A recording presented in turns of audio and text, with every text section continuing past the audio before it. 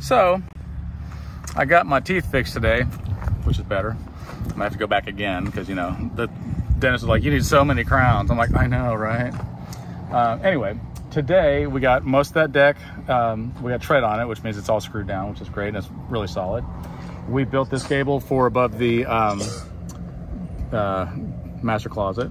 We built this over the front porch cover, and then we did a lot more sheathing around the corner and stuff like that. So not bad for just a couple hours. If you look up here, what do you see? You probably, with the iPhone, you can't see anything. It looks beautiful in real life, and you look at it on the phone, you're like, what is that, a blurry Burger King sign? You know, it's the moon is what it is, okay? And probably a lot of you guys don't know that the moon is a symbol. And I was reading in Psalms this morning. Kenny, do you know what the symbol is for? What does the moon symbolize to us?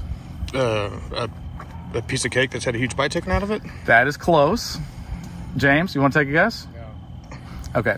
In Psalms, it says that God will never go back on his word to David. He will bless David for as long as the moon is in the sky. When you look up and you see the moon, you know that he will bless David and his lineage.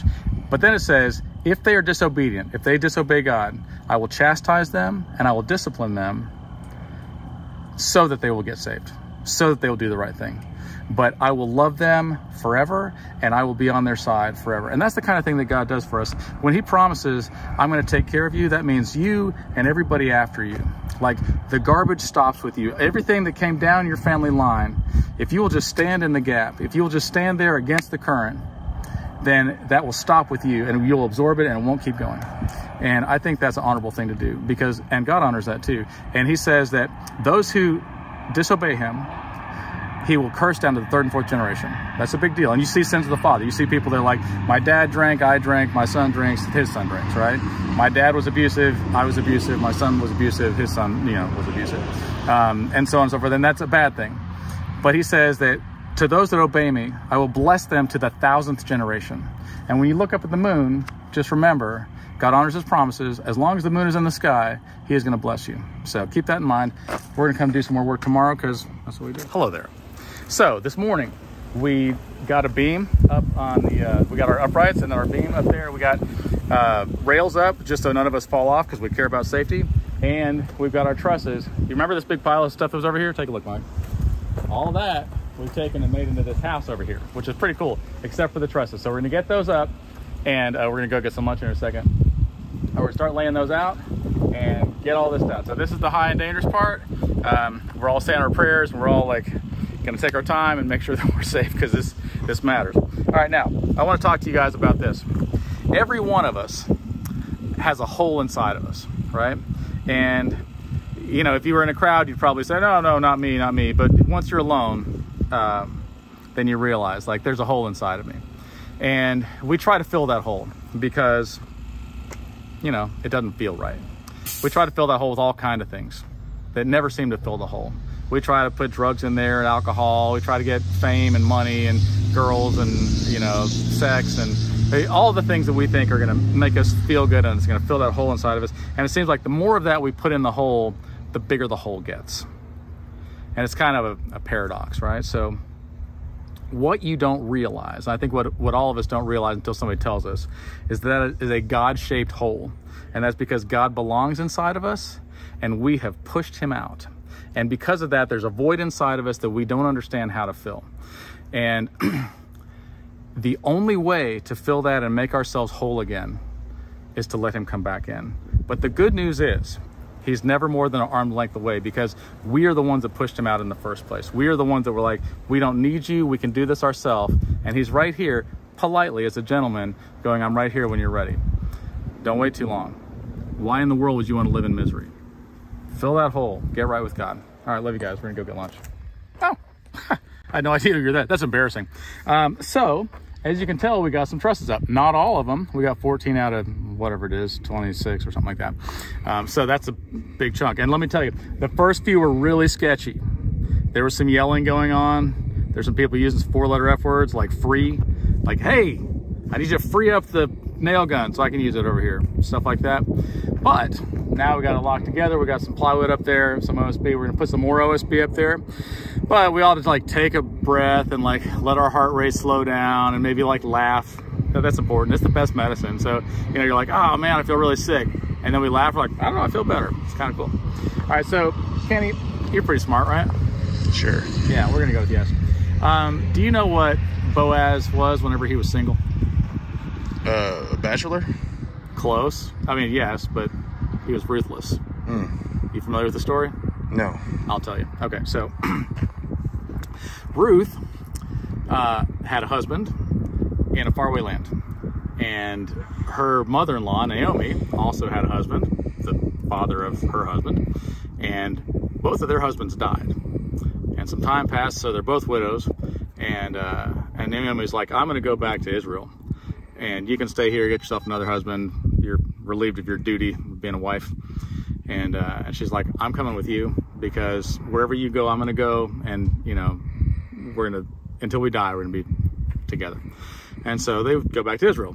Well, I know we've talked about not gleaning the edges of your fields, right? So they went, and they're widows. And so widows were very, very poor because they really couldn't work. And, you know, that's sad. So more wealthy people that had crops and land and things like that, if they were obedient to God, would not glean the edges of their fields. So rather than coming all the way up and getting every last bit of their fruit, vegetables, whatever, they would like go wide and leave some for the poor so that they could get that with dignity. Now, Boaz was a landowner, and he saw Ruth and Naomi, and he heard their story, and he's like, he just pretended to be dumb and was like, hey, leave some behind on purpose. Let them thresh it and then leave it behind, enough that they can eat and go to the market and sell some, so that they can, you know, have a living. And so on purpose, he would like, oh, oops, did I leave that there? Just some extra money or whatever. Oh, that's pretty sure that's yours. That type of a thing, right? To the point where Ruth and Naomi were like very blessed in a land where they were strangers. Over time, Naomi talked to Ruth and said, hey, you know what you ought to do? You ought to go and be with Boaz. And Ruth's all like this, well, you know, I'm trying to be faithful to my dead husband, blah, blah, blah. And she's like, that is over. You fulfilled your commitment. Go be with Boaz. And so she went and presented herself to him. And long story short, her and Boaz got together. And it's a good thing they did, because they were the great-grandparents of David, who was the king of Israel. And then 14 generations later, that was the lineage of Jesus. So I think that's pretty interesting. We are going to put some decking up here. I'm very excited about that. And Kenny, you got anything else that's on your heart? I'm good right now. You good right now? Yeah. Kenny's always got a good heart. Love you, man. Hello, and welcome to another day of framing with us. All right, so yesterday we got these rafters up. Take a look up there, Drew. And that was pretty sketchy. James, was it sketchy? It was pretty sketchy. It's pretty sketchy, yeah. But today, see, we were on fairly solid ground. Like, I can touch these. But today, come closer, Drew. I'll make sure you don't fall. Come on. I'll hold you. Look at all that. Look down, look up. We're gonna get those rafters over here. That's gonna suck. So, while we're all still alive and we got all our fingers and toes, we're not broken in half and splattered with blood, we wanted to make this video to tell you guys that we love you. Anybody want to say anything to their families? Babe, I love you. I hope I meet you one day. Only try to cash in one of my life insurance policies at a time. Wait for the second one. Because? Because you might go to jail for fraud. No reason, but seriously. All right, so here's what I want to know, Kenny. And you're pretty smart, right? We're going to go with yes. Why aren't the terrorists targeting people that drive slow in the fast lane? This is a serious question. I think about this often, okay? I definitely would not lean on that. I think about that too. But like traffic jams and like how it'd be so easy to carpet bomb the highway. Right. You could do, what are those, the cluster bombs? Yeah. You know about this stuff, right? You're in the military. So tell us about a cluster bomb. They blow up But how do they blow up? in a line. But don't they blow up and then once they blow up, then there's more bombs than those and then those blow up? No, you do like you were saying, a carver bomb. Yeah. And it's got a detonation plate on this side. One guy hits it and it blows up 100 yards or however far you got to set out. That's not bad. So that kills people then. Yeah. But you could also use it for like good purposes too, right? No. Just to kill people. Just death. So literally somebody just sat around thinking like, how can I kill the most amount of people? And then somebody else was like, good idea, I'll pay you for that. Yeah. Or And make then- it where I'll kill you and your family. And then a bunch of people were like, yeah, I want to get involved in that. And then they're like, I'm going to make that. And they're like, ooh, you know what, I'm going to use that. Yeah. No, America. That's why we have Walter Reed now. America. All right. We're going to go attempt not to die. Hopefully we're going to get home safe today.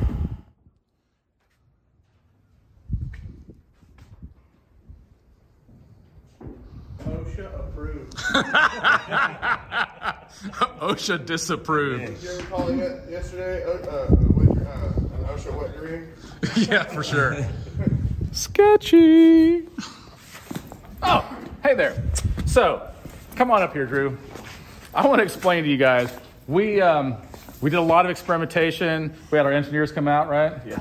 OSHA came out a lot. They were like, everything you're doing is wrong. There's our engineer right there. Oh yeah, he's amazing. So this is what we decided. We got these 3 trusses up here over the expanse, and it's more difficult than it looks. So first we got the SkyTrack up. It won't. That's as far as it'll reach. So these first couple were like, ooh, but we tied a rope to the top of the truss. We slung that over. Then Justin over there pulled on the rope, which then helped us support the top.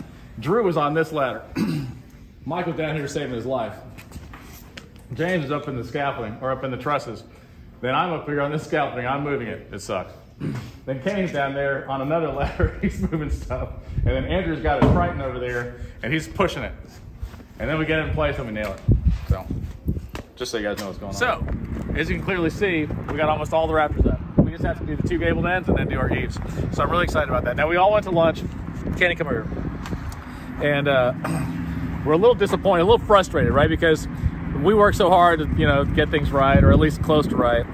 And then, what'd you ask for your drink? I ordered a sweet tea. And I ordered root beer, which is very unusual for me. And instead, they gave us clown juice. Listen. What do you got?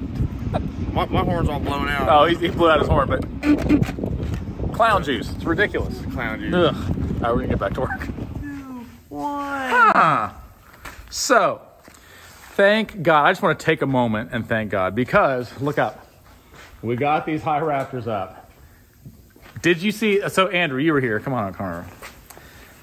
And I told everybody all day long, if you saw anything at all sketchy, Nothing. then please tell me immediately, because I care about safety. So, did you see anything sketchy? Nothing. And how did you avoid seeing sketchy things? I close my eyes. Close your eyes. That's exactly right. Close your eyes like this. Oh, dear God, please, please, please, please, please, please. It was pretty sketchy. I'm not going to lie. All right, so I want to talk to you guys about something that I think is interesting. Jesus said that if your eye offends you, pluck it out, because it's better to go into heaven with one eye than it is to go burn in hell. Right? True statement. Yeah. He also said, if your foot offends you, cut it off, because it's better to go into heaven with one foot than it is to go to hell and burn. And if your hand offends you, same thing. It's better to cut it off than it is to burn in hell, right? And I've heard a lot of pastors talk about, oh, what this means is blah, blah, blah. Let me tell you what this symbolizes, whatever. I'll tell you what I haven't heard. Well, I actually have heard it one time, our pastor. I haven't heard a pastor that said, you know what? If your eye offends you, literally start gouging that thing out. And you're like, whoa, whoa, whoa, pastor. Maybe you ought to take it down a notch, buddy. Like, you really want me to gouge my eye out? And he goes, it's that serious. Do whatever extreme radical thing that you have to do to get that thing out of your life, just short of cutting your own eye out, because it matters that much. And all of a sudden you're like, yeah, okay, I don't want to lose my eye. You're like, well, then maybe you ought to just do the easier thing. Like, I don't know, quit the thing you're doing that's bad, right? If your feet are taking you to bad places, cut your foot off. You're like, oh, I don't want to cut my foot off. That doesn't sound cool. Well, instead, how about you just do whatever radical thing that you got to do to stop doing the thing, because it matters that much. It's better than that than to burn in hell. And same thing with your hands. If your hands are doing bad things, chop them off. Oh, I mean, whatever radical thing you got to do, just short of chopping your hands off, to not do that thing anymore, because it matters that much. You agree? Mm-hmm. Bro. Now, seriously though, did you see anything sketchy? Nothing. Stop. Good morning. So, I'm very excited because it's Monday morning and I love going to work because I'm an idiot. On Saturday, we got the rest of the trusses up, which I'm very grateful for. We still have to get decking up there, which is this OSB, which is the 7/16 OSB. And so I'm about to get up there and risk my life yet again, but nothing too sketchy. I mean, not that big of a deal compared to what we were doing before. We got some house wrap around here, and that's a vapor barrier, but it also resists wind and water, and it lets the house breathe. On the inside of that will be spray foam insulation, and then we're gonna have hardy on the outside, so that'll never rot or rust or anything, because Hardy doesn't do that. That's stupid to say something like that. All right, so I saw a meme on the internet, and it said, I'd like to see an episode of Undercover Boss where Jesus comes and visits Joel Osteen or one of these mega church pastors. And I was like, that would be interesting. And I'm like, you know what else would be interesting is Jesus coming to literally any one of our work and seeing how we operate on a day-to-day basis, and how we'd be like, oh, I probably should have been nicer. I probably shouldn't have used those words. I probably shouldn't have had those habits or whatever. I think it's very important. So this reminds me of a story. Obviously, it's a fictional story, but nevertheless, these two angels come and they're disguised as very poor people. And so it's cold and it's windy and it's rainy, and they go and they knock on this rich person's door, and they're like, it's so cold out here. Is there any way that we could stay the night with you tonight? And the rich people are like, absolutely not. Slam. And like, maybe they were just having a bad day. Let's knock again. So they knock again. Please, is there any way that we could possibly? No way. Slam. This happened several times. And finally, the rich people are like, you know what? You can stay in the basement. Don't touch anything. We'll give you like our leftovers or whatever. They're cold. Just stay there the night or whatever and get out of here as quick as possible. So they do that. And then in the morning, the younger angel wakes up and the older angel is patching a hole in the wall, and he's like painting it, and it looks beautiful, and he's repaired this thing. And he's like, huh. So they go on their day. The next night, it's also cold and windy and rainy, and they come to a very poor person's house, and they knock on the door, and no sooner do they have a knock on the door and the poor people open it up and they go, come inside, it's cold out there, and they go, here, get by the fire, we don't have much, but we have this food, we don't need to eat, you guys go ahead, you look very hungry, you can stay on our bed, we'll sleep on the floor, you know, what can we do to help you, tell us your story, and are very hospitable. They're grateful. The next morning, the farmer's only cow is dead. So they finally leave that place, and they're walking down the road, and the younger angel looks at the older angel and he says, it's just not right. It's just not right. And the older angel's like, what's that? And he says, we went to those rich people and they had so much to give us, and they didn't share, and they were mean to us, and they belittled us and made us feel like dirt. And I woke up and you're patching their wall up and you're fixing their house. They don't need that. It doesn't seem right. And then we go to these poor people and they have almost nothing. And they're so kind to us and so generous, and they give us what little they do have, and they sacrifice their own self so that we can eat and have a place to sleep and be warm. And then they wake up and the farmer's only cow, his only livelihood, is dead. And the older angel looks at him and he says, things aren't always what they appear. He said, I looked in a hole in the wall and I saw treasure in the rich people's house. And because of the way that they treated me, I patched that hole up so that they would never find it. And he said, and last night, the angel of death came for the farmer's wife. And I said, please take the cow instead. So things are not always what they appear. We look and we say, this is not just, this is not right. Why do good people suffer and bad people don't? But there's more to the story that we don't know. So I want to show you something over here real quick.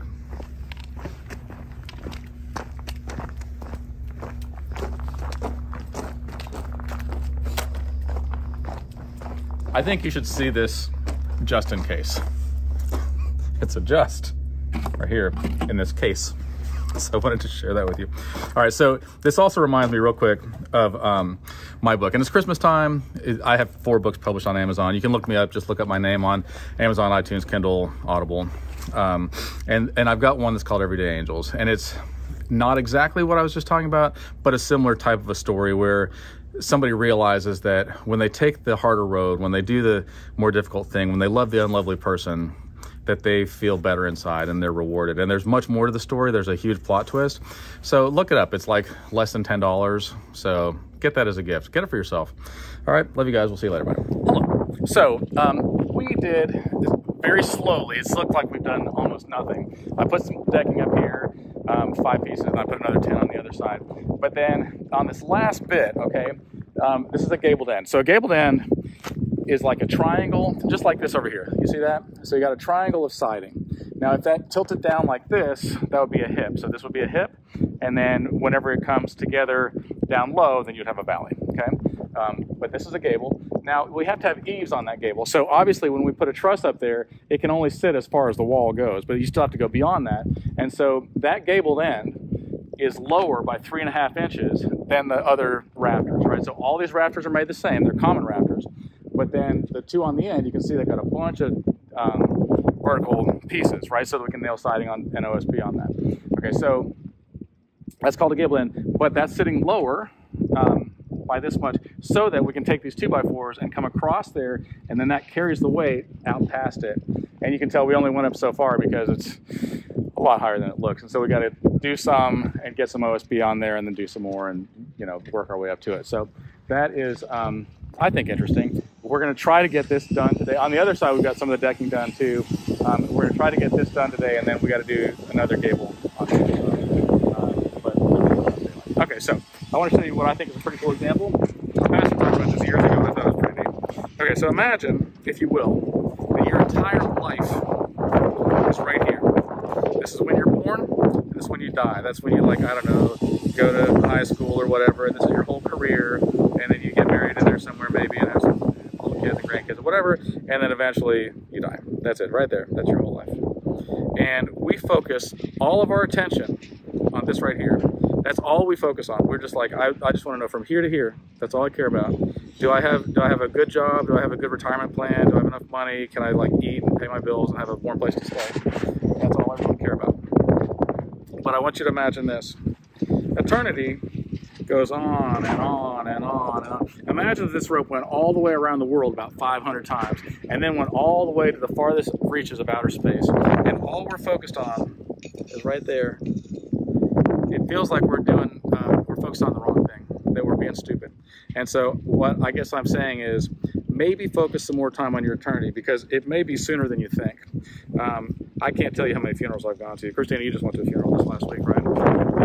And you know, we're not promised a day on earth, so it's important to make sure that you got that part right. And Jesus gave it to us for free. So accept that gift and have a good eternity. So I saw this pregnant girl, and she was in such a bad mood, okay? I mean, she was, like, really moody, and I was just thinking to myself, and I don't understand things, like, I wonder if it's that time of the month for her. You don't think so? Mike, what do you think? Oh, dear Lord, Mike, I didn't realize you were going to the bathroom. That's embarrassing. Whoa, whoa, whoa, whoa, whoa, whoa. That is, wow, that is quite a hose you got there, sir. Power piece. Yeah, I see that. Wow. That is a, whew, I feel shy and embarrassed. Tell me, Mike is amazing. No. He's an amazing person. I am. Yeah, no, it's true. But John is really amazing. Yeah, whatever. Go ahead. I've never seen anybody be the boss and work so hard as him. True story. Blown away. Glad I'm not with OSHA, but... Did you see anything sketchy at all today? No. That's the right answer. That's right. I tell all my people that. So look, earlier today we were talking about what if Jesus came and did like an Undercover Boss episode with, and they had said Joel Osteen or something like that, right? Yeah. But what if Jesus came and did an Undercover Boss with anybody, right? And then we were talking about that some have entertained angels' underwear, right? And then that made me kind of think about that movie that you made. You know which one I'm talking about? I Am Gabriel. Oh, that's the one. That's the one. Yeah. Tell us about that. Well, I Am Gabriel, we did, it was just about a little boy angel that shows up in a dying Texas town. And it was so sweet. And it just turned out to be a really sweet movie that did really well. And God willing, here pretty quick, we'll be doing a TV series with it. We can talk about that. Yeah, why not? Okay. Yeah, I'm so excited. I've been so, it's the moment you told me about that, I was like, I want to tell people. I'm so excited for you. Because I'm like so happy for you. Yeah, that's a big deal.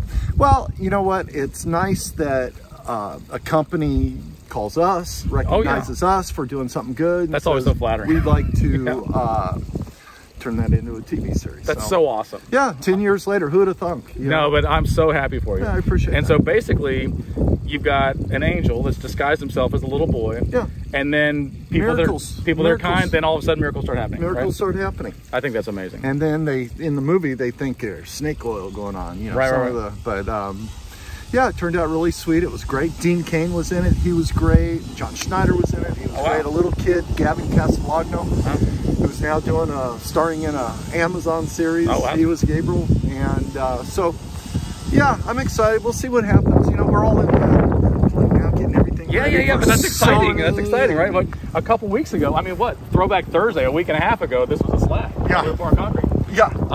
And here we are. And so I think real quick, we're going to look back and go, oh, remember when we were talking about that series, and now here it is, and it's on TV. That'd be great. And we're both in it. Yeah, I can't wait. I'm so happy for you. Yeah, thank you. All right, I'm going to get back up there. appreciate you. So, Yeah, I'm going to get back there. the hardest working guy I know, hands down. So, Christina, I'm so tired of talking all the time. All I do is talk. Please tell us what we did today. So we put up some gables up on the front of the front of the house. Actually, you know, I'm always ruining this. She's not. It's gables. That's what it is. Yes, gables. Yes. So we put a gable over there. That's what John did. Now I actually house wrapped the. From there. Yeah, pretty much 3/4 of the house today, which is really cool. I've never house wrapped before, so that's pretty awesome. Something I learned about house wrapping, of course, is you've got to cut open the windows and the doors. You did a great job on that. Thank you. By the way, it looks very tight and very smooth, which matters, and you stapled Drew it. helped too. Drew, yeah, you guys were a team. Yeah. There's no I in Team America. Right. It's important to have house wrap around a house. It is, and why is that? You know, you tell us. Okay. Because it's a vapor barrier, and so a vapor barrier lets it breathe, but it keeps wind and water from going in your house. Right. Yeah. And so if there was moisture from heat transfer, okay, so heat transfer means you got something that's warmer and something that's colder. Typically in the morning, right, it's been cold all night, and then the sun comes out, and they get heat transfer, and you get dew on the inside. And so if there's dew on the inside of the siding, for whatever reason, even though it's concrete, then that would just run down that vapor barrier. It wouldn't rot the wood out, and then it would fall out. So that's what you were going to say, right? That's right. All right, so here's what I found, right? Lies are complicated, but the truth is simple. It's true. Right, so there's a lot of times where I see people and I'm like, you have to keep track of so much stuff by lying. Like if you just tell the truth and say, hey, I messed up, nobody's gonna care. They'll care for a minute and it'll be over. But if you lie about it, then everybody's like, we know you're lying, right? And then you have to keep like, oh no, but the reason why this lie is validated is because this other thing. And you're like, that's not true either. And they're like, I mean this other thing. This goes on until, you know, and it's painfully obvious to everybody. That's why the Bible says the truth will set you free. So if you lie continually or lie once, you're kind of in bondage. But by releasing it and speaking the truth, which isn't always easy to do, but it's important to do. High five. Right? It's important to speak the truth, even if it's uncomfortable, but it's always freeing. I do so much uncomfortable stuff. I feel like it doesn't even bother me anymore. Like I get up there, I'm like, you want me to tell the truth? Yeah, I did the dumb thing. That's all I do is dumb stuff. Here we go. Yeah. So tomorrow we're gonna come out here bright and early and hopefully get some actual work done, because although you guys worked hard, I did almost nothing. He really didn't do much. He just kind of sat down on the roof and watched us house wrap and put up the gables. And what was I sipping on? Lemonade? That's usually what I do. I just sip on lemonade. And kombucha today. Yeah, kombucha. that too. So it's like mushroom juice, is that what it is? Yeah. Bacteria and stuff? Intoxicated slightly. Intoxicated. Oh, Has a little bit of alcohol in it. What? Thanks, Mike. What? Keep it up. You're telling me I'm drunk right now? No wonder you're so pretty, Drew. All right, see you. Whoa, dude. Those are some gnarly curlbacks on the rip toes. Hey, you know what I'm saying? I know that this is probably an important conversation, but I wanted to show you this just in case. Man. Just Let me for see what that is. you. Show the camera. Show the camera. What is that? It's a just in a case. The things we do when we're building homes. I was going to say set, because I'm used to saying set, that but was this isn't a set. anticlimactic. This is Was it? So when we were working on Paul Fensel's house, like a couple years back, whatever, we get to the end of the job, right? And his wife comes out and she carries a briefcase and she sets it down and opens it up. And she's like, it's nice. It's been nice doing business with you. And it's like this much money. It's like nothing. I thought it was funny. Yeah. That's it. So what are we doing today? Oh, what are we Come doing back today? here. Sorry. Wow. I got told. Yes. Yep. You see these holes in the roof? That is not conducive to keeping the rain out. And the rain's coming. And so we're going to fill all of that in. And then Kenny's going to start putting in windows and you're going to help. Sweet. I'm excited. I barely saw you because you were camouflaged. Like, I know. Oh, that you got this. And then My goal help. is to be blended in But today. then also be seen. Yes. Smart. Yes. So yeah, you're going to put in windows. You so excited? I'm gonna put in windows. Yeah, it's really complicated. First I open the window, and then I put the window in the hole, and then I stick it in there with some nails. So complicated. Yeah. And then what? And then Tape it. You know, you tape the seams and stuff like that. And this then- is probably going to take me like the rest of the week to do this. Could be minutes. Yeah. Oops. Saved by the bell. Kenny's an important dude. He owns a business. Everybody here owns a business. What's your business? Marketing. It's none of my business. That's what it is. Right, that's right. All I do right, I gotta lots get of to work. things, you know? So I was eavesdropping on a conversation. You really shouldn't, because sometimes you get that broken telephone thing, like this is how bad gossip starts. And I thought that they were talking about loan sharks. And I was like, you calling me a loan shark? And then Mike, what did you say? No. A shark that's all alone. He said, I'm a loan shark, like I'm alone. Oh, hey there.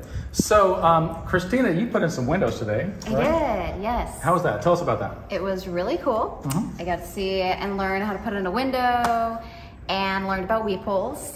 Tell me about weep holes. And that's very important. You want that on the that kind of tells you where the window, what part of the window should be facing out. It's important, yeah. And it's also a very important thing for a window because the condensation and all that stuff, you know, kind of seeps through the window. Will weep out. Yes. That's amazing. Brick also has weep holes. Did you know that? What? Brick, at the bottom of brick, they've got little spaces every once in a while, and that lets the water leak out. That's called weep holes on that as well. And so do retaining walls and other things. So, So yes, how do you tolerate stupid questions? I'm so glad that you asked. How do I tolerate stupid questions? Well, letter A, I've got the patience of Job. And number 2, I just respond to the question with an even stupider question. So how do you handle brooms? So you said the broom is broken? Yes. You know? Time heals all brooms. I'm pretty sure that's how the saying goes. Okay. I like misquoting sayings. It's kind of like buying a bike. He does it all the time. It's just water in the fridge. You don't have to keep bringing that up, okay? All right, so today we were up top and we got the gable ends mostly done. And then, you know what happened? Strong winds came by. I think probably 150 mile an hour. I could be slightly exaggerating. It doesn't really matter. The point is, it was dangerous. And Mike looked at me and said, Mike, what'd you say? It's windy. He said it's windy, which I was like, how do you have such wisdom, Mike? But then I was like, smooth seas don't make strong sailors. Let's stick it out. We're going to be rough and tumble. And then what'd you say? The seas are getting rougher. And then I was like, yeah, but we're still tough. Kenny, come over here. But they, they joined the smart ones, Kenny and I, who were on the ground, and As I like to call them, us. low lives. So, Kenny, smooth seas don't make strong sailors. Yes or no? No. I don't know what that means. That was a weird way to, it's afraid to ask me that question. I don't think that's a yes. Wait, what? I'm sorry. I feel like you just like, your brain just like. I was in the middle of a pretty deep thought right there. I can see that. Were you like thinking about gas or something? No. The stuff you guys talk about on Gas prices, like what Joe Biden has done to them. sites is quite enlightening here. I know that pink skies are at night or sailor's delight, and pink skies in the morning. Sailor's warning. Be making them sailors horning. Tell us about what you've learned about how guys talk. Not for this one. No. Please tell us. I can see her all the time like this. She's like, She's got her calculator out. She's doing notes. She's like doing some long division. She's like, No, a lot of time there's a lot of eye rolling, or I'm like, really? Okay. She does that. And then what else? mainly when it's me. No, I get a lot of it. Because we've already figured out she would let me just die. Fall off the roof. I wouldn't No, do that. it's a true story. As long as I stay alive, I will save anyone that I work with. Save us both. As long as I No, don't. oh, sorry. I have something in my throat. I wouldn't let you guys die. So here's how it went. We were like, Christina, this bottle represents our life. We're just going to drop it gently, probably like a foot or two. The water bottles? Yeah. We're talking about how I throw.